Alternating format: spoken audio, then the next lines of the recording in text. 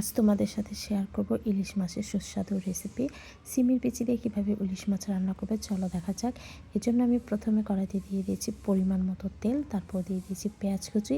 আমি পেঁয়াজ কুচিগুলোকে ভালো মতো একটু ভেজে নেব। তারপর দিয়ে দিয়েছি রসুন, পেঁয়াজ আর জিরা বাটা। একটু নাড়াচাড়া দিয়ে নিয়ে আমি পরিমাণ মতো হলুদ মরিচ দিয়ে এখন একটু জল দিয়ে ভালো মতো কষিয়ে নেব। আমার কষানো হয়ে গেছে।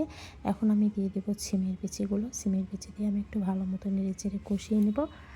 তারপরে আমি যে ধুয়ে লবণ মেখে রেখেছি মাছগুলো, সে মাছগুলো দিয়ে আমি আলতোভাবে একটু নেড়ে দেবো যাতে মাছগুলো ভেঙে না যায়।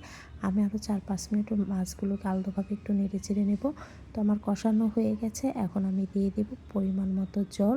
জল দিয়ে আমি এখন ঢেকে দেবো। আমি 5-10 মিনিট ঢেকে রাখবো। ঢেকে রেখে দিয়েছি। দেখো আমার মাছটা কিন্তু উতরিয়ে গেছে। এখন আমি কিছু ধনিয়া পাতা দিয়ে তারপর আমি আরও 5-10 মিনিট রেখে দিয়ে মাছটা নামিয়ে নেব। এভাবে কিন্তু সিমের বিচি দিয়ে ইলিশ মাছ রান্না করলে খেতে খুব ভালো লাগে। তো ভিডিওটা তোমাদের কাছে কেমন লাগলো অবশ্যই লাইক, শেয়ার, কমেন্ট করে সবাই পাশে থাকবে।